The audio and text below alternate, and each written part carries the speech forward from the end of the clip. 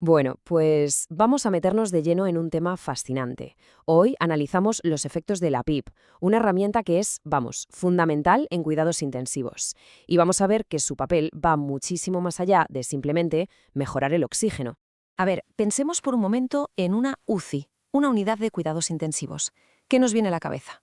Seguramente el pitido constante de los monitores, un paciente conectado a un ventilador mecánico, esa máquina que literalmente respira por esa persona. Es una imagen que tenemos en mente, es el soporte vital en su máxima expresión. Pero, y aquí es donde la cosa se pone de verdad interesante, la ventilación mecánica no es tan simple como meter y sacar aire.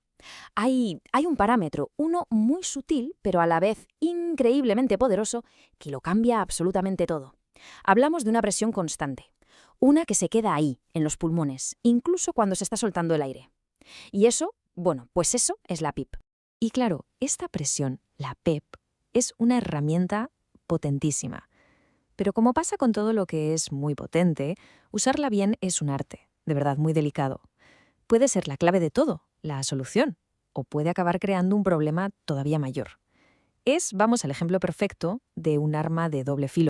El escenario principal donde la PEP entra en juego es el que se conoce como síndrome de dificultad respiratoria aguda, LSDRA. ¿Qué pasa aquí? Pues que los pulmones están, por decirlo de alguna manera, encharcados. Están inflamados, llenos de líquido, y los saquitos de aire, los alvéolos, se empiezan a cerrar, a colapsar. Y claro, el cuerpo entra en una lucha desesperada por conseguir oxígeno. Y aquí, justo aquí, está el gran dilema.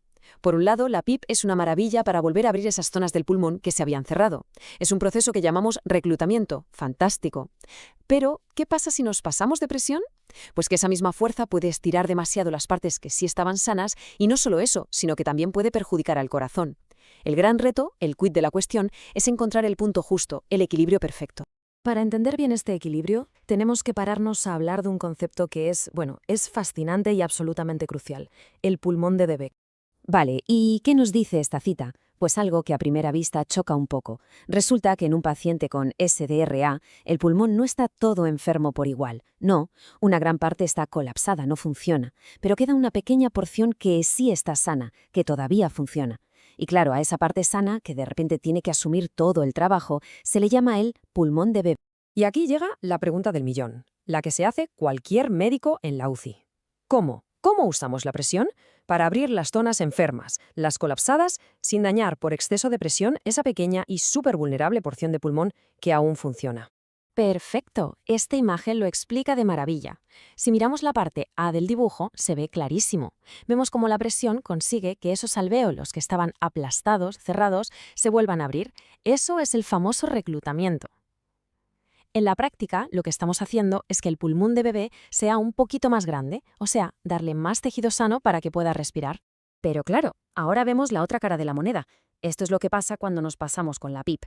Los alvéolos que ya estaban bien, los que estaban abiertos y sanos, se estiran demasiado. Es como inflar un globo más de la cuenta, que está a punto de reventar. A esto se le llama sobredistensión y es básicamente dañar directamente el tejido del pulmón. Ok, hasta ahora nos hemos centrado solo en los pulmones, pero el efecto de la PIP no se queda ahí, ni mucho menos. Esa presión que metemos en los pulmones se expande, se transmite a toda la caja torácica. Y esto, como es de imaginar, tiene unas consecuencias muy, muy importantes. Y este esquema es la clave para entenderlo todo. Se puede ver cómo las flechas que indican la presión no se limitan a los pulmones. No, se expanden por todo el tórax, llegan hasta a envolver el corazón. Esto lo que nos dice es que la PIP no es algo local para el pulmón y ya está.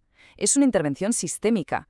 Al aumentar la presión ahí dentro, estamos tocando directamente el funcionamiento del corazón y de los grandes vasos sanguíneos. A ver, vamos a desgranar esto un poco. Lo primero, esa presión dentro del tórax hace que a la sangre le cueste más volver al corazón. Esto es lo que se llama una disminución del retorno venoso.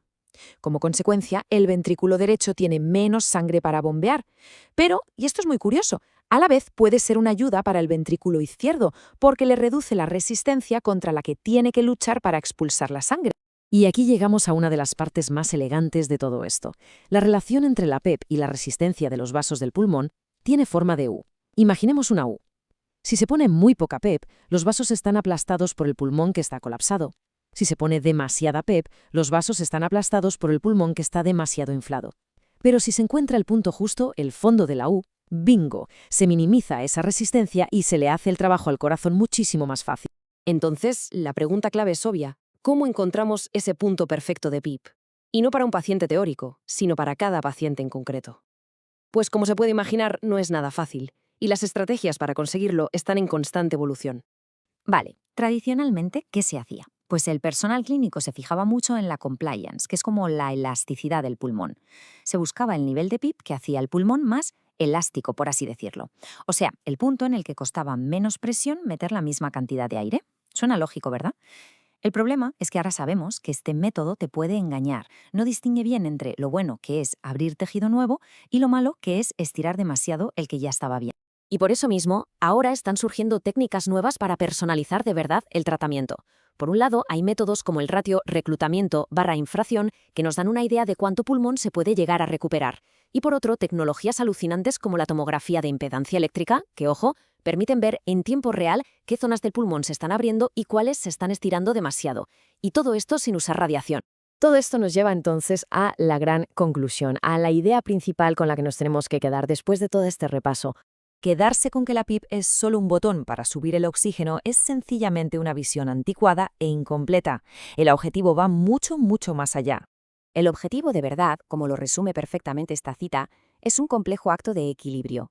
Se trata de encontrar ese punto dulce que consigue reabrir el pulmón sin pasarse y dañarlo, que mantiene las vías aéreas estables y que además consigue optimizar esa danza tan delicada que hay entre el corazón y los pulmones. Así que en definitiva, la PEP deja de ser un simple ajuste en una máquina, se convierte en una terapia de alta precisión, una que se adapta a la fisiología única de cada persona y no solo eso, sino a cada momento. Y esto nos deja con una pregunta final en el aire. ¿Está el personal sanitario realmente preparado para este nivel de precisión, para esta personalización tan detallada en la primera línea de batalla de los cuidados críticos? La respuesta definirá el futuro de la ventilación mecánica.